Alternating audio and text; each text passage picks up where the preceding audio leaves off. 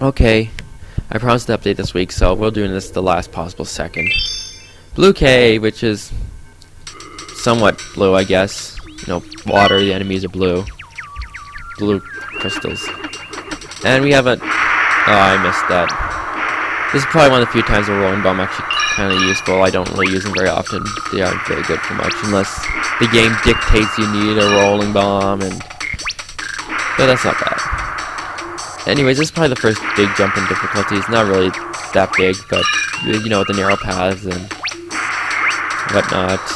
And the water, you're more likely to take a hit here than the first area at all. Oh, and something new about this game, well, somewhat new. Bomberman doesn't die in water. Just takes the damage and the water spits him back out. Because the water doesn't really like Bomberman. But Bomberman will find a way to get in, and as you saw that in the opening, and we'll see that later in this video. But just moseying along here. This level's still pretty short. I haven't gotten to any of the really long, adventurous levels. These enemies kind of confuse me because their method of attacking, quote-unquote, is pretty dumb. They just shoot those little red balls out of their head and charge at ya. And these cyclops birds aren't really that much better, but I don't really give them a chance to attack. And then you got the level guardian. Well, not really. It's pretty pathetic. It's just a crab. And we'll see more of those later. But I'm satisfied with that little 5 there. Onto the whole lake. And we have our first example of the power gear. You may recognize the scene from the opening, except with the Bomber Marine this time. Which is probably the worst of the gear, I hate to say. And it probably shows up the most too. I just don't really like the water levels in these games. They're pretty tedious, kind of do a lot of back and forth. There's usually a bit of leeway most of the levels, though. And they aren't usually too hard, except for one later that is really bad. And I'll probably have to do multiple times because that's going to kill me so much. Anyways, you got torpedoes, which essentially are bombs. You could do a rolling bomb of sorts, throwing 4 at a time, but again, not really useful.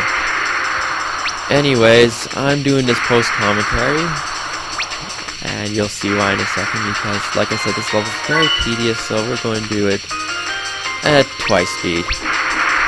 Yeah, there's a lot of me just kind of putzing around, trying to blow up pillars because lots of items hide there.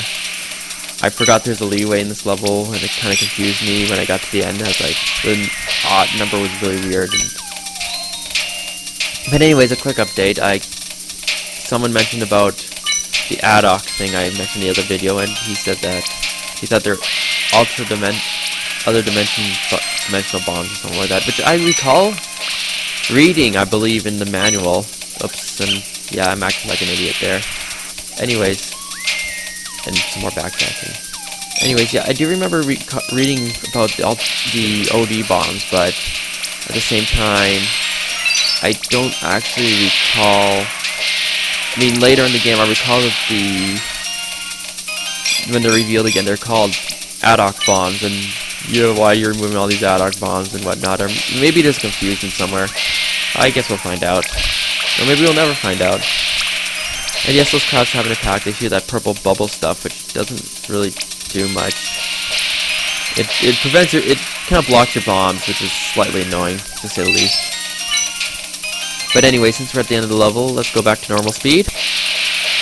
And we'll fight our last enemy crab.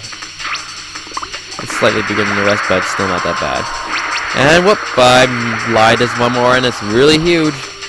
But it's still not bad. It's just kind of, if you just don't let it attack, kind of jiggles there. Just don't shoot too fast, or else the bomb chains and goes back towards you, and you aren't hitting it anymore. But it's really just a pushover. And yeah, like I said, I was a bit hesitant to go in, because I thought I might have to re-record because I didn't realize there was a leeway there. But anyways, we're done for this video. I wasn't quite sure if I had enough time, but obviously I did. But I'll continue next time with the Red Cave and probably a couple more levels after that. See ya!